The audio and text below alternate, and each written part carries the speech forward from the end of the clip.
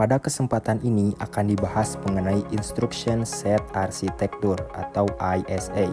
ISA dapat dipahami sebagai bahasa yang digunakan prosesor untuk berkomunikasi dengan perangkat lunak.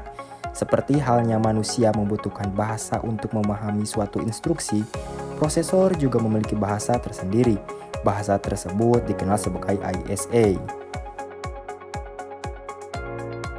ISA bisa didefinisikan sebagai kumpulan instruksi dasar yang bisa dimengerti oleh CPU. Instruksi ini meliputi operasi sederhana seperti menambah dan mengurangi angka, memindahkan data dari memori ke register, atau membuat percabangan logika.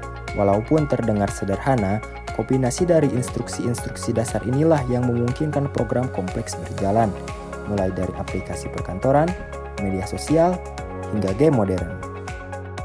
Sekarang, mari kita lihat lebih dalam apa saja yang biasanya didefinisikan dalam ISA.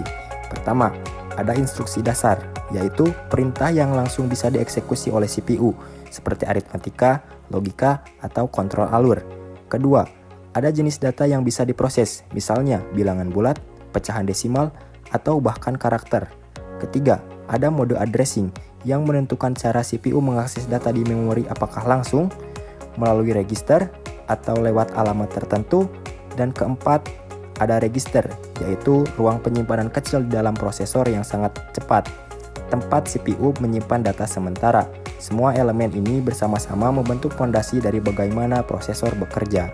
Lalu, apa pentingnya ISA bagi kita? ISA itu ibarat jembatan. Dari sisi software, programmer menulis kode dengan bahasa tingkat tinggi seperti C, Java, atau Python.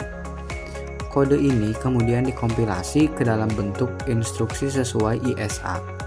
Baru setelah itu bisa dimengerti dan dijalankan oleh prosesor.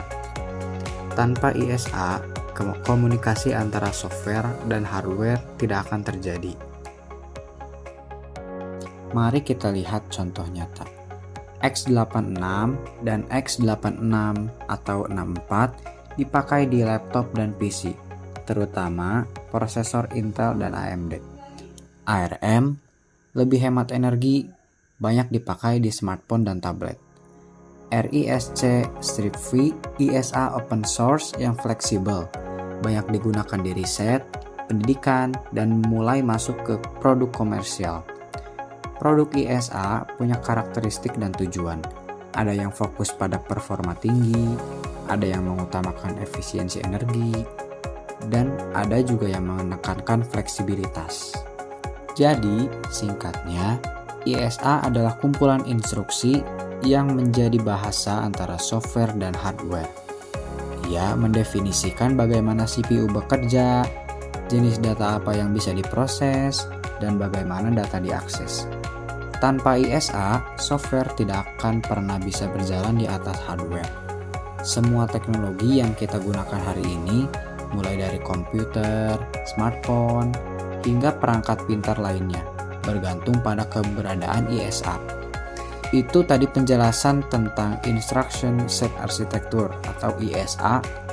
Semoga bisa membuat kamu lebih paham bagaimana komputer bekerja di balik layar.